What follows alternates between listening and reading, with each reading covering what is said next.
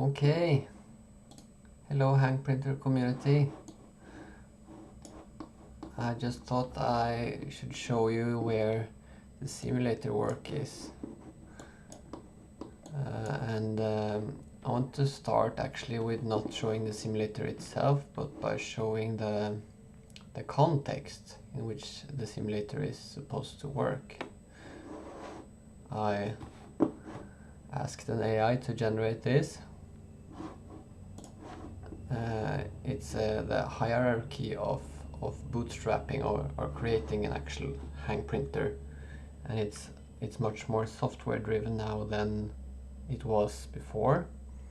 So I'm creating this this fat layer at the bottom, which is the pure software layer, the simulator, in which you can design your whole machine and check your physics assumptions, and you can compare lots of different designs and even different firmwares and different firmware configs. You can test print your prints virtually to see if they will work out, do everything. So I'm finishing off this step with this video, and I will be moving on to working on the standardized winch module, which is a minimal hardware component which is supposed to be separately testable, and you can build only the winch module and run tests and know that it works before you connect it together with a tiny frame. And I'm also designing and building this ref rig, as it's called, a reference hang printer, which probably won't be the desired end product of many hang printer builds, but it can verify that all your hardware works and that the setup is possible to control and everything matches the simulation. And then when you have the reference rig and everything's working, you can build out your full motion system, and at the very end you can add your tool, which might be a 3D printer tool or a pick and place tool or something like that. So that is where I imagine the simulator will be useful at the start of this process for all builders and all learners, and also for myself. I use it for everything, especially software work. And this is currently the simulator. It's now running from a public web page, so you can surf to this address and with your mobile phone even, and run these simulations as much as you want. And it will by default be given this machine, which is the Hang Printer 4 that I designed in my old office, in my old workshop. It has a lot of lines around back and forth, lots of gearing, which is very hard to simulate. You can grab something by clicking it or tapping it and sliding or pulling, and the motors will actually skip steps at a certain torque. They only have some limited holding torque. You can click reset up here to get back to the start. You can show the forces, so you can see how strong are the motors. Not that strong. If you don't want the skip step behavior, you can just enable closed loop motors, and the simulation will simulate closed loop instead, which the real machine actually had. It had closed loop motors, which is nice. And you can click some of these red buttons, which have pre-recorded the RepRap firmware motor commands in them, and you can check if print quality is as it's supposed to be, and you can compare it with the G code by pressing this button. You can go all full screen, which is also nice. Here you can watch how big are all the quality numbers, the ringing amplitude, the root mean squared errors, and so on, which is very useful when you're designing. I'll just press reset and I'll enable my Printer 3, which was the previous version from 2017, I think. It's much easier to simulate.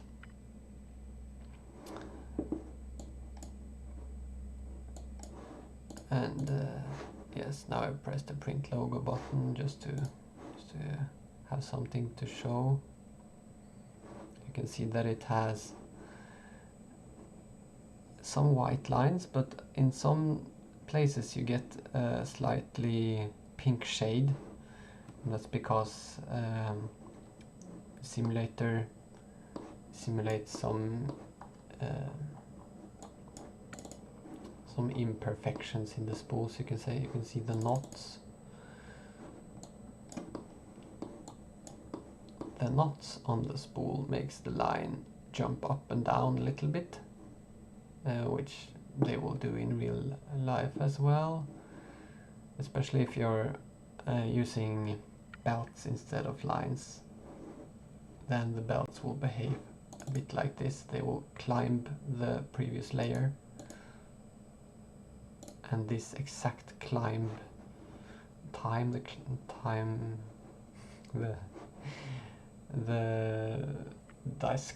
discrete increase in radius is not perfectly accounted for in the firmware, and that creates an error that looks like these pink shades. I can show you by disabling line layering. If you have very nice spools that don't have spool buildup or line layering on top of it at all, some nice spools can do that. Then you can print the logo with the live quality checks, and you will see that these pink shadows are gone, and in general that the quality numbers are much better.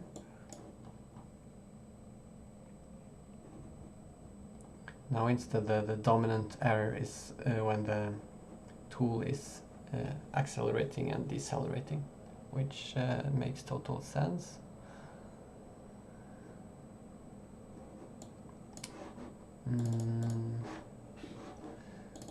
So I think I'll just try and show you this user interface first. I press the reference path that just renders the G code, so it shows where the machine should have been, and we can zoom in, and you can double click if you want to investigate some certain area. Let's create an imperfection by pulling the lines like that, or like that. Now we have a place we want to inspect. Oh, something happened here. Then we double click and I scroll my wheel to zoom in, and I get this little yellow cross that you can pan around, and we see that oh, something definitely happened here. I can click my wheel on the mouse and pan around. You can do this on your mobile as well with 2 fingers and swipe, I think.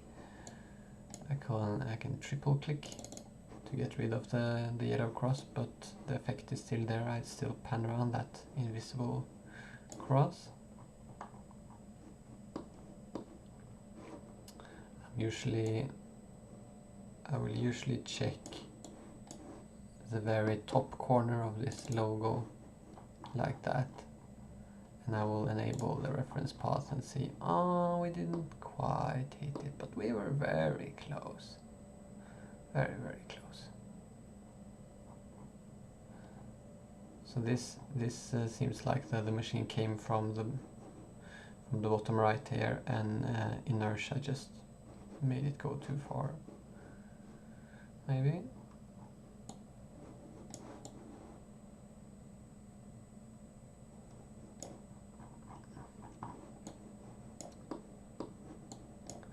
You can see that the lines are always tight, which is because of the pretension algorithm in the firmware that I have added, which is nice.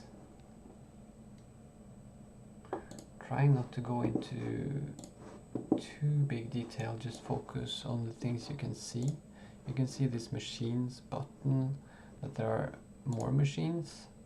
All of the machines here have pre-recorded RepRap firmware movements, so you can just test them out and get a general feel of how that kind of setup will work.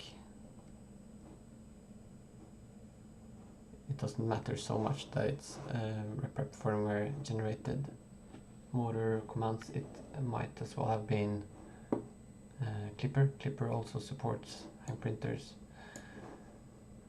At least my fork of Clipper does. This one, the 4 high anchors, the Skycam-like setup is actually quite fun to print the logo with, because we're doing it a bit fast. I'm clicking this 2x button a lot, which speeds up the simulated time. You still get the exact same end result, you just get it faster. So you see here it has gotten into this kind of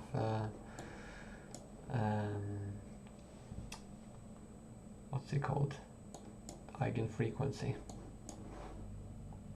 Oh, I broke it. But you see, when it printed here, the infill put it into a self-swing, and it lost track of where it was supposed to be, or rather the mover.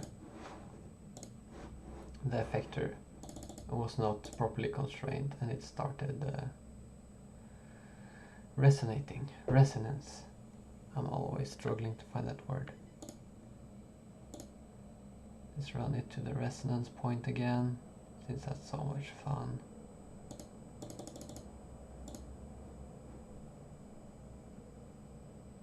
And put it just into the real time. Now it's 1x real time, and you see the resonance. This can happen with the Skycam-like setup. It doesn't have to happen, but when lines are at such a steep angle down, there's a much higher risk of that happening, because mover starts behaving like a pendulum. Okay, that was the 4 high anchors. Cube corners, I've called this setup, also commonly mentioned or asked about. It's very new in RepRap firmware that it actually supports running with 8 anchors.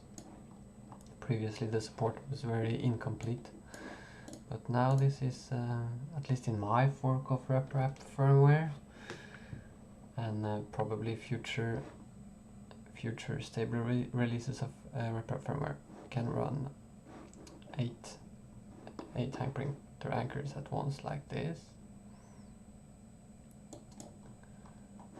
And quality number of just 10, and that is because it's so wiggly when we have all lines are pointing towards one central spot, and that makes it so that we're not properly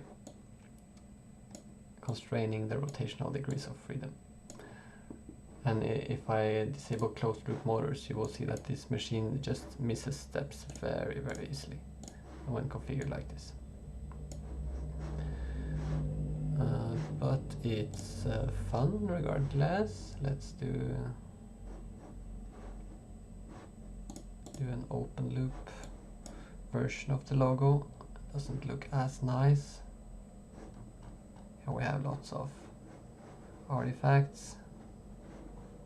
I'm happy this is not a physical machine, because I would be very dissatisfied with it.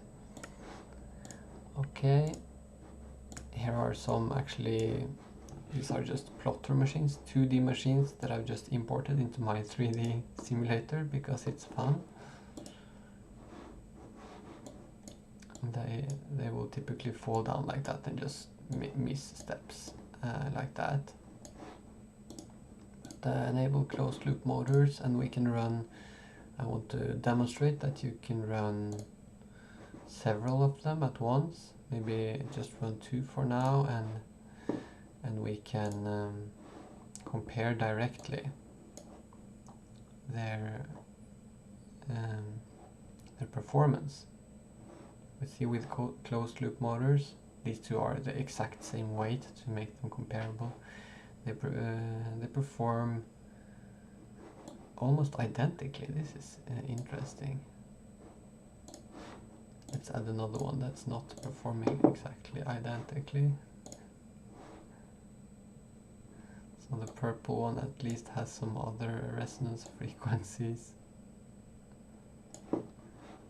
Let's switch off closed loop motors and they will start performing much worse. Bam! We have lost steps on one of them. The other two are hanging tight.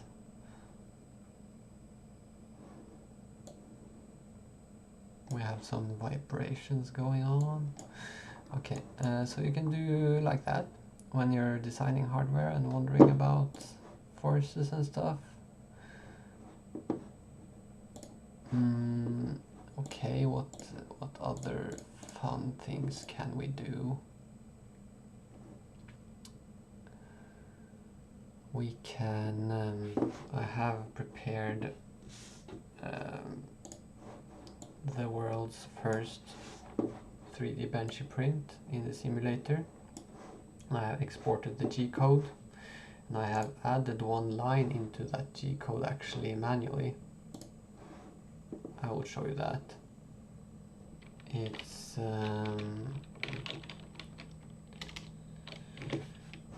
let's find the file .g-code. In here you can see that I have manually added M666F1. I can show you exactly why I add this. This is a command that's only available in my fork of Clipper and in RepRap firmware. Since RepRap firmware gets the most attention in this video, let's show it with the Clipper. So now I have this locally running simulation with the WebSocket configured like that.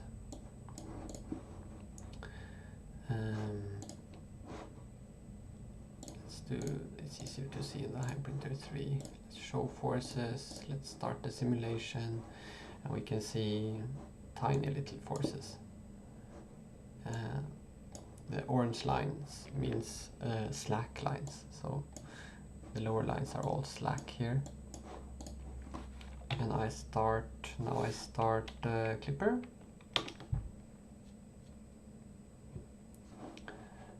And this is the real Clipper, and I can just send it commands like you would do maybe in Octoprint or something. And if I send it M666F1, that means enable pre-tension and flex compensation, which means bam, applied pre-tension deltas. So it pulled in, it calculated that it needs to pull in 0.47 millimeters of line in the A, B and C stepper, and the D stepper pulled only 0.3.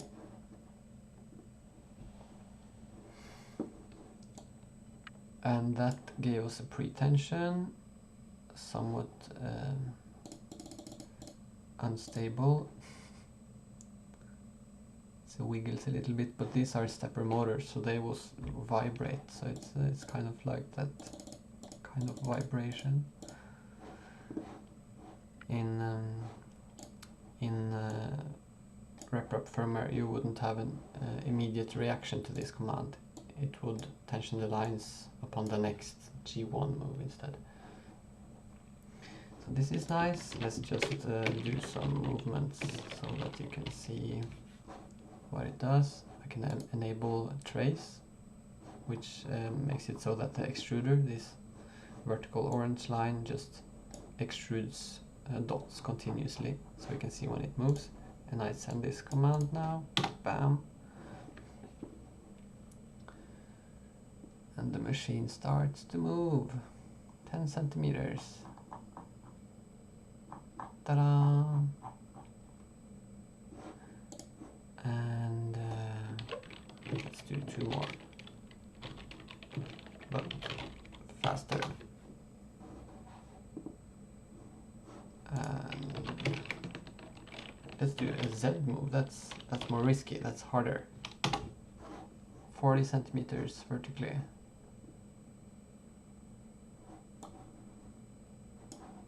That's nice.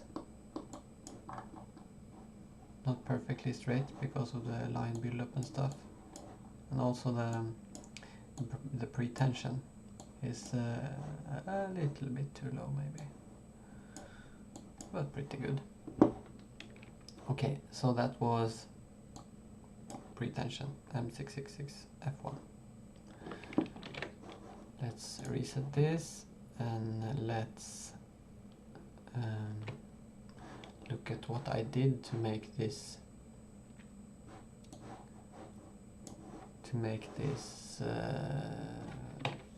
G code into something that the simulator can use. I did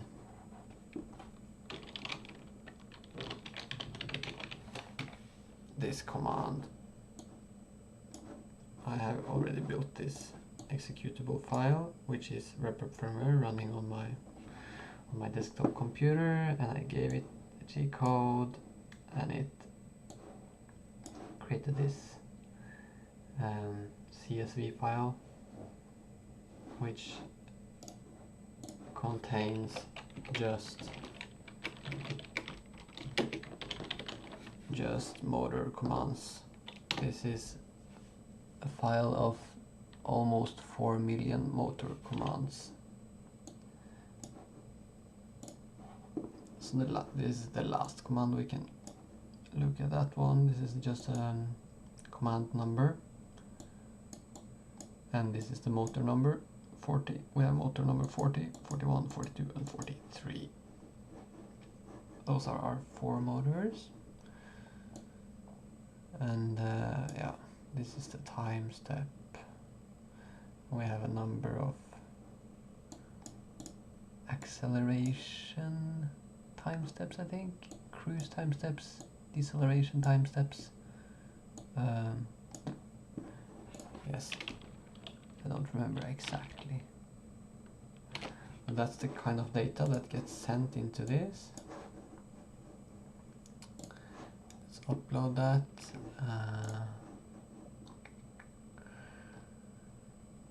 We have it public there. This is actually a compressed version of the same thing.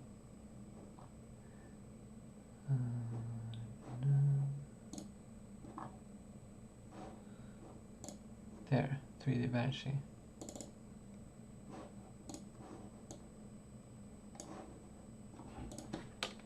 I will move myself or the window out of my video's shadow. So we're actually printing the 3D Banshee in the simulator, which is nice.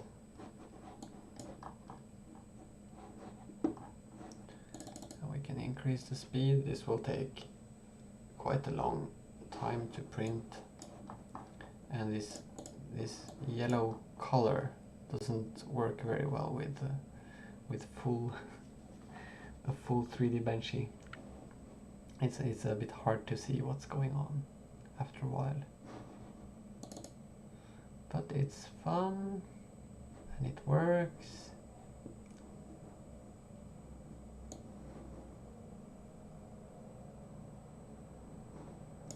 I have I'll stop it because it will take too much time. It's just running as fast as possible for a little short while. This is the maximum speed. It will take like a few minutes to finish. instead of finishing it, I can show you that Clipper could do the same thing. So we have this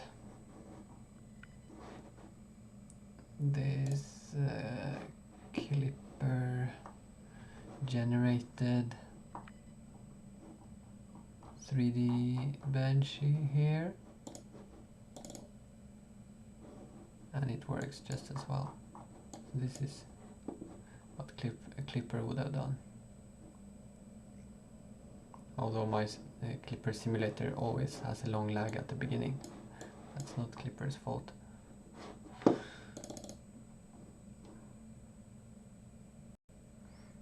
So very nice.